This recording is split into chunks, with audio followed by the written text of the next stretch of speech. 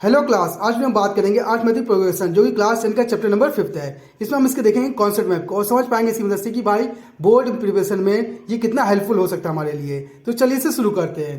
तो सबसे पहले हमें पता होना चाहिए एपी। असल में एपी होता क्या है? एपी किसी नंबर या टर्म की एक सीरीज होती है जिसमें हम पर्टिकुलर एक नंबर जो कि कांस्टेंट होता है, वो फिक्स नंबर होता है, या वो प्लस में हो सकता है माइनस में, ठीक ना, उसे हम जोड़ते हैं। उसे जोड़ने पर वो सीरीज आगे की ओर बढ़ती है तो उसे हम एपी बोलते हैं। तो एपी में क्या होता है, प्रीसीडिंग टर्म में हम क्या जोड़ते हैं, एक फिक्स नंबर जोड़ते हैं, ठीक। तो वो हमारा एपी होगा। अगर हम समझना चाहे इस चीज को तो जैसे हम 2 का टेबल लिखते हैं तो क्या होता है 2 4 6 8 डॉट डॉट डॉट। इसमें हम नोटिस करेंगे कि यहाँ पे इस टर्म में आपने कितना जोड़ा, 2 जोड़ा, इसमें आपने कितना जोड़ा, 2 जोड़ा, इसमें आपने कितना जोड़ा, 2 जोड़ा। तो इसके बाद आप 2 ही जोड़ते जाएंगे ना, तो आपने एक कांस्टेंट नंबर को क्या किया, ऐड किया है ना। अगर आप एक किसी कांस्टेंट नंबर को ऐड करते हैं, ठीक ना, वही नंबर हर जगह सेम होंगे, ठीक ना, तो उसे हम एपी बोलते हैं, ठीक। अच्छा, ये जो सीरीज है, ये सीरीज जरूरी नहीं कि भाई बढ़ती हुई दिखे, ये सीरीज घटती हुई दिखती है, जीरो में भी होती कभी कभार। अब ये कैसे होंगे, तो अगर देखा जाए तो इनके डिफरेंसेस में चेंजेस होते हैं। अगर डिफरेंस हमारा प्लस का आ रहा है तो वो सीरीज बढ़ेगी, जैसे यहाँ सीरीज बढ़ रही है। लेकिन अगर वही डिफरेंसेस किस में हो, निगेटिव में हो, तो हम कह सकते हैं जो सीरीज होगी हमारी कैसी होगी, निगेटिव होगी, वो घटती हुई दिखेगी। अगर हमारा वही डिफरेंस क्या हो जाए, जीरो हो जाए, तो उस कंडीशन में जो सीरीज होगी वो सिंगल टर्म में चली जाएगी। जैसे अगर हमने 2 लिया है और डिफरेंस 0 है तो 2 2 2 2 ऐसे मिलता जाएगा, यही सीरीज हमको मिलती जाएगी बार बार, ठीक। तो इसे ही हम क्या बोलते हैं, अरिथमेटिक प्रोग्रेशन बोलते हैं। इसी में अगर देखा जाए इस एपी में तुम्हारी कई चीजें निकल के आती हैं कि भाई अगर हमने मान लिया ये नंबर सीरीज लिखी है, इस चीज में हमसे बोल दिया कि भाई एक नंबर ऐसा बताओ कि जैसे 15 टर्म पे, मतलब जैसे फर्स्ट टर्म होगा ना, ये सेकंड टर्म, ये थर्ड टर्म, ये फोर्थ टर्म, इसलिए 12 टर्म पे बताओ कौन सी वैल्यू होगी। तो हमें पता है कि 2 का टेबल है तो 2 को से मल्टीप्लाई करें तो 24, बेसिक हम ऐसे निकाल सकते हैं। लेकिन अगर मान लो 2 का टेबल ना हो और कोई डिफरेंट नंबर हो तो उसके लिए हम यहाँ यूज करेंगे फॉर्मूला का। अगर हमें टर्म निकालना है तो टर्म निकालने के लिए हम एक फॉर्मूला यूज करेंगे। तो लिख लेते हैं टर्म, फॉर टर्म बोल सकते हैं। फॉर टर्म के लिए फॉर्मूला क्या यूज करेंगे, a n equal to a plus n minus 1 d. Clear. अब आप बात करेंगे ए एन क्या है, ए क्या है, डी क्या है और एन क्या है। तो याद रखिएगा ए एन क्या होता है, उस टर्म की वैल्यू जिस टर्म के लिए आपको निकालना है। जैसे 12 के लिए हमारा 24 था ना, तो 12 का अगर देखें तो 12 हमारा क्या होगा, टर्म, और इस टर्म की वैल्यू क्या 24, तो ये हमारा ए एन हो जाएगा। तो ये ए एन क्या होता है, टर्म वैल्यू, क्या होती है हमारी टर्म वैल्यू। और वहीं बात करेंगे ए हमारा क्या होता है, फर्स्ट टर्म, जैसे शुरू का जो टर्म होता है उसे हम फर्स्ट टर्म बोलते हैं, ठीक। और यहीं पे एन बात करेंगे, एन क्या होता है, टर्म, जिस टर्म के लिए बात की जाती है, ठीक। और वहीं डी की बात करेंगे, डी क्या होता है, डिफरेंस, दो टर्म के बीच का, मतलब second term minus first term. अगर हम सेकंड टर्म में से फर्स्ट टर्म को या आगे वाले टर्म में से पीछे वाले टर्म को हम जब माइनस करते हैं तो हमारा डिफरेंस निकलता है। अच्छा, ये ना कीजिएगा कि 6 में से 2 को माइनस करें, तो वो आपको टर्म नहीं देगा। आपका क्या होना चाहिए, नेक्स्ट जो टर्म होगा, ठीक ना, उसके पीछे, उसके जस्ट पीछे वाले टर्म से माइनस करते हैं तो हमारा डिफरेंस निकलता है, ठीक। तो इस तरह से हम डिफरेंस निकाल सकते हैं और फिर इनको इसमें रख के हम उस टर्म की वैल्यू निकाल सकते हैं। क्लियर। एक तो ये हो गया। अब कभी कभार ऐसा होता है कि भाई एक सीरीज दे दी गई है, उस सीरीज में लास्ट टर्म से हमें टर्म निकालना होता है। जैसे अगर लिखना हो तो 6 12 18 डॉट डॉट डॉट डॉट लिखा है और 216 ये लिख दिया है, तो बोला कि इस टर्म से लास्ट से 15 टर्म निकालो। लास्ट मतलब पीछे से चलना होगा ना, तो उसके लिए हम यहाँ भी फॉर्मूला यूज करेंगे, जो कि ये फॉर्मूला होगा a n equal to l होगा, ठीक ना, यहाँ पे l plus n minus 1 l minus n minus 1 d, ये फॉर्मूला होगा। तो हम कह सकते हैं ए एन इक्वल टू क्या होगा, l minus n minus 1 d. अब एल क्या होगा, वो लास्ट टर्म जहां से निकालना होगा, जैसे ये, तो ये हमारा लास्ट टर्म होगा, ठीक। तो यहाँ एल की जगह हम ये रखेंगे। और ये डी क्या होगा, डिफरेंस, तो डिफरेंस हम इसमें से इसको माइनस करके निकाल सकते हैं, ठीक। और एन जिसके लिए पूछा, जैसे मान लें 15 के लिए पूछा तो 15 लिखेंगे, और यहाँ से इसको सॉल्व करें तो हमारा ए एन आ जाएगा कि पीछे से 15 टर्म पे कौन सी वैल्यू होगी। तो उसके लिए हम ये फॉर्मूला यूज करेंगे, ठीक। अब हम देखेंगे कि भाई जो सीरीज होती है हमारी ना, ये सीरीज हमारी कितने टाइप की होती है। तो मेनली ये 2 टाइप की होगी। पहला एक ऐसी सीरीज जो ओपन सीरीज होती है, जो चलती ही जाती है, और एक होती है हमारी क्लोज सीरीज जो कि एक समय बाद खत्म हो जाती है। जैसे अगर देखा जाए तो इस सीरीज में इसका कोई अगर एंडिंग ना हो तो ये सीरीज चलती जाएगी ना, तो ये सीरीज क्या होगी, इन्फिनाइट होगी। और वहीं इसकी बात करेंगे, देखिए 260 यहाँ पे खत्म हो गया ना, तो ये हमारा फाइनाइट सीरीज होगी। तो सीरीज हमारी कितनी टाइप की होंगी, 2 टाइप की, एक होगा फाइनाइट और दूसरा होगा इन्फिनाइट। इन्फिनाइट क्या होगा, जो चलती रहे सीरीज, और फाइनाइट क्या होगा, जो सीरीज चल के खत्म हो जाए, ठीक। तो हमने ये देख लिया। अब हम बात करेंगे इसमें सम की। अब ये सीरीज दी है ना, तो इसने कहा कि भाई यहां तक का सम बताओ कि सम कितना होगा। तो सम के लिए भी हम 2 फॉर्मूला यूज करेंगे, ठीक। पहला हम फॉर्मूला यूज करेंगे s n equal to n by 2 bracket में 2a plus n minus 1 D.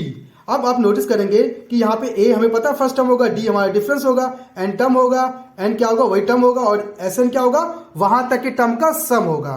ठीक, और ये जो सीरीज होगी, ये जो फॉर्मूला होगा सॉरी, ये हमारा फाइनाइट और इन्फिनाइट दोनों के लिए होगा। लेकिन अगर फाइनाइट की बात करेंगे तो वहां पे हम ये फॉर्मूला यूज कर सकते हैं, s n equal to n by two a plus l. हम वहां पे इस फॉर्मूले का यूज करेंगे जहां पे एल क्या होगा लास्ट टर्म, जैसे इसमें लास्ट टर्म को दिया है ना, रख सकते हैं, फर्स्ट टर्म दिया है, एन हम निकाल सकते हैं इस फॉर्मूले से या इस फॉर्मूले से। ठीक, या फिर दिया होगा तो उसे रख के सॉल्व करें तो हमारा निकल आएगा सिंपल फॉर्म सम का। ठीक, तो इस तरह से हमारा ये सॉल्व हो जाएगा। उसके बाद हम इसमें बात करेंगे सिलेक्शन ऑफ टर्म, कि भाई सिलेक्शन ऑफ टर्म में हम कैसे सेलेक्ट कर सकते हैं। तो सिलेक्शन ऑफ टर्म को देख लेते हैं।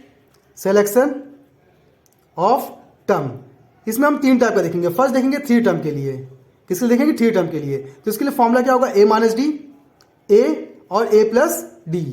ठीक, वही हम 4 के लिए बात करेंगे।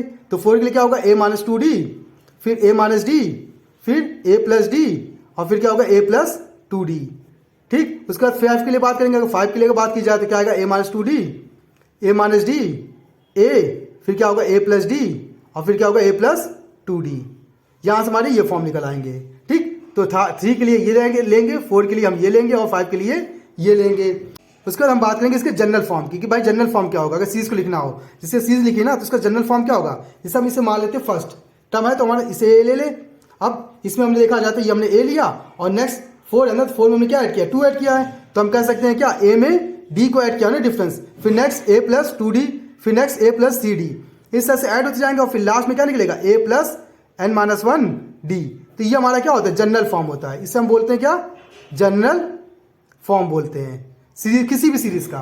ठीक, अब इसके बाद हम बात करेंगे इसमें अरिथमेटिक मीन की, कि अरिथमेटिक मीन क्या होता है। अरिथमेटिक मीन, अच्छा अरिथमेटिक मीन को सिंपल तरीके से हम समझ सकते हैं। जैसे अगर आपको कोई सीरीज दी है, उस सीरीज में कोई 3 टर्म दिया, जैसे कि 3, 5 और 12 दिया है। ठीक, अब इसमें बोला कि भाई इसका मीन बताओ, तो मीन में बस बीच वाला नंबर जो होता है ना वो रहता है। अगर हम यहाँ पे ए बी सी लेते हैं, ए बी और सी ले लेते हैं, ठीक, नंबर में क्या लेना है तो ऐसे लेते हैं, जल्दी समझ में आएगा। ए बी सी लेंगे तो बीच का नंबर क्या है, बी है, तो बी लिया, इक्वल टू इन दोनों का सम फर्स्ट और लास्ट का, ए प्लस सी अपॉन में 2, खत्म। ये हमारा फॉर्मूला बन जाता है अरिथमेटिक मीन में। सिंपल होता है कि आप कोई भी सीरीज लेंगे, कोई भी सीरीज, जैसे आपको मान लो दिया है A B C D E F 1 2 3 4 5 6 और ई एफ जी, ये दिया है। अब इसने बोला कि इसका मीन निकालिए, तो कुछ नहीं करना है, बीच का नंबर क्या है, डी है ना, तो d equal to first term और last term a plus g upon में 2, काम खत्म। अगर और भी निकालना, जैसे इनके बीच का नंबर डी है ना, तो डी इक्वल टू क्या है, देखिए सी और e, c plus e upon 2, first term और लास्ट टर्म। अगर इसके लिए निकालना तो देखिए सी है ना, तो सी लेंगे तो बी और d, b plus d upon 2। तो आपको क्या करना है कि फर्स्ट टर्म और लास्ट टर्म को जोड़ना हो, तो आपको बीच का नंबर आ जाएगा। तो इसे हम बोलते हैं अरिथमेटिक मीन बोलते हैं। ठीक, वहीं हम बात करेंगे रिलेशनशिप बिटवीन किसके, एन टर्म और सम ऑफ एन टर्म, मतलब एन टर्म मतलब ए एन और एस एन, इनके बीच में रिलेशनशिप को देखना है। तो इसका रिलेशनशिप क्या होगा, याद रखिएगा, a n equal to s n minus 1, ये फॉर्मूला याद रखिएगा। अगर आपको ये फॉर्मूला पता है तो आप आराम से इसको सॉल्व कर सकते हैं, क्योंकि न्यूमेरिकल में इसकी काफ़ी ज़्यादा अहमियत है। ठीक, अब बात करेंगे एक थोड़ा सा ट्रिक की बात, कि नॉर्मली कैसे होता है। जैसे कि मान लीजिए कि आपके पास एक राइट एंगल दिया है, ये आपके पास राइट एंगल दिया है। अब इसने बोला कि बताइए कि हाइपोटेनस की वैल्यू क्या होगी। तो इसमें 3 है ना सीरीज, 1 2 3 साइड है, तो हम इसके लिए ये यूज करेंगे। तो देखिए फर्स्ट क्या होगा हमारा ए, दूसरा क्या होगा ए माइनस डी, तो तीसरा क्या होगा ए प्लस डी। अच्छा, हमने ए प्लस डी इसको ही क्यों लिया, इसको क्यों नहीं लिया, क्योंकि हमें पता है जो लॉन्गेस्ट साइड होगा वो इन्हीं को जोड़ने से मिलेगा, क्योंकि मास है ना, तो ये छोटी वैल्यू देगा ए, ये थोड़ी बड़ी वैल्यू दे सकता है, लेकिन ये वैल्यू क्या देगा, सबसे बड़ी वैल्यू देगा ना। इसीलिए हमारा कह सकते हैं कि जो हाइपोटेनस होगा वो ए प्लस डी होगा।